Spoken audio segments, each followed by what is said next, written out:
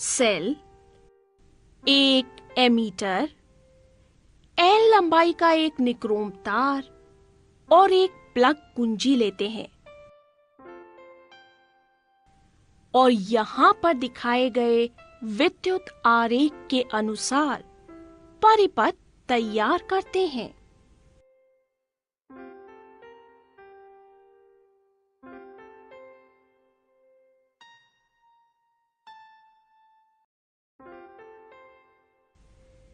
अब प्लग में कुंजी लगाकर एमीटर से विद्युत धारा नोट करते हैं।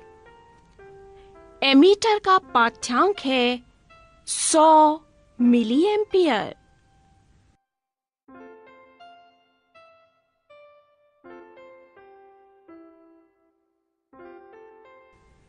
अब इस निक्रोम की तार को हटाकर इसकी दोगुनी लंबाई और पहले तार जितनी ही मोटाई के निक्रोम तार को परिपथ में लगाते हैं।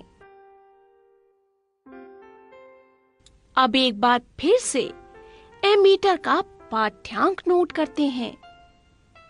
एमीटर का पाठ्यांक पहले से आधा रह जाता है। यहां एमीटर का पाठ्यांक है 50 मिली एम्पियर। अब फिर से इस तार को हटाकर निक्रोम का एक मोटा तार जिसके अनुप्रस्थ काट का क्षेत्रफल पहले से अधिक हो लगाते हैं। एमीटर से धारा का पाठ्यांक नोट करते हैं।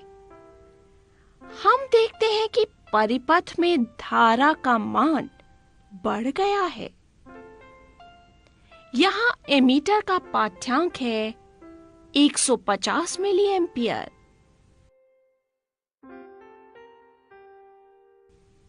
अब निक्रोम के स्थान पर तांबे की तार लेते हैं जिसकी लंबाई और अनुप्रस्थ काट का क्षेत्रफल यानी एरिया ऑफ क्रॉस सेक्शन सबसे पहले वाले निक्रोम तार की लंबाई और अनुप्रस्थ काट के क्षेत्रफल के बराबर है। एमीटर से धारा का पाठ्यांक नोट करते हैं। हम देखते हैं कि धारा का पाठ्यांक परिवर्तित हो गया है। एमीटर का पाठ्यांक है 470 मिली एम्पियर। हम देखते हैं कि एक चालक का प्रतिरोध चालक की लंबाई L, उसकी अनुप्रस्थ काट के क्षेत्रफल A और उसके पदार्थ की प्रकृति पर निर्भर करता है।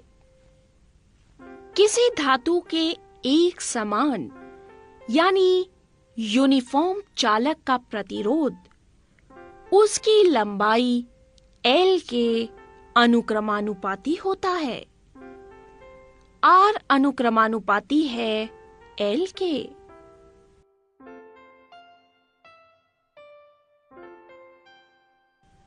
उसकी अनुप्रस्थ काट के क्षेत्रफल A के व्युत्क्रमानुपाती होता है। R अनुक्रमानुपाती है 1/A। 1 और 2 को संयोजित करने पर R अनुक्रमानुपाती है L/A। R बराबर रो गुणा L/A। यहाँ रो एक आनुपातिकता स्थिरांक है जिसे चालक के पदार्थ की वैद्युत प्रतिरोधकता यानी रेजिस्टिविटी कहते हैं। प्रतिरोधकता का SI मात्रक ओम मीटर है।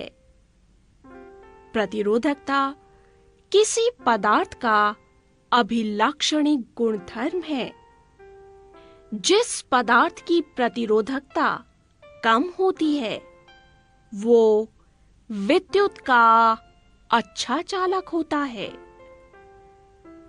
धातुओं तथा मिश्र धातुओं की प्रतिरोधकता अत्यंत कम होती है, जिसका परिसर 10 की घात घटा 8 ओम मीटर से 10 की घात घटा 6 ओम मीटर है। इसलिए ये विद्युत के अच्छे चालक हैं।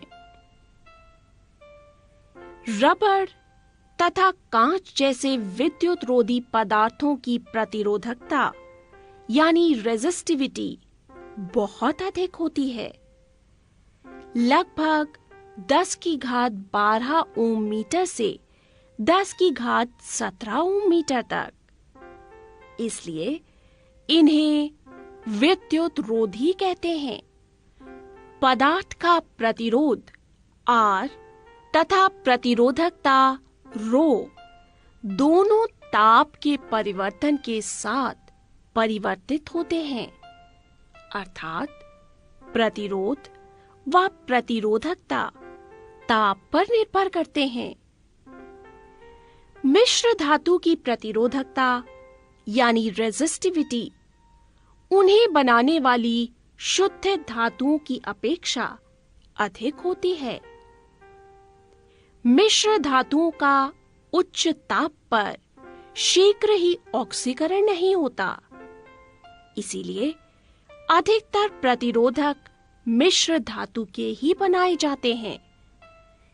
इसलिए मिश्र धातुओं का उपयोग विद्युत इस्त्री यानी इलेक्ट्रिक आयरन, टोस्टर और हीटर आदि तापन युक्तियों के निर्माण में किया जाता है। टंगस्टन की वैद्युत प्रतिरोधकता तांबे से लगभग 3 गुना अधिक होती है। इसका द्रव्यणांक भी उच्च होता है, इसलिए टंगस्टन का उपयोग विद्युत बल्बों के तंतुओं यानी फिलामेंट्स के निर्माण में किया जाता है। विद्युत संचरण के लिए कॉपर तथा एल्युमिनियम के तार बनाए जाते हैं। 20 डिग्री सेंटीग्रेड तापक्रम पर कुछ पदार्थों की वैद्युत प्रतिरोधकता तालिका में दर्शाई गई है।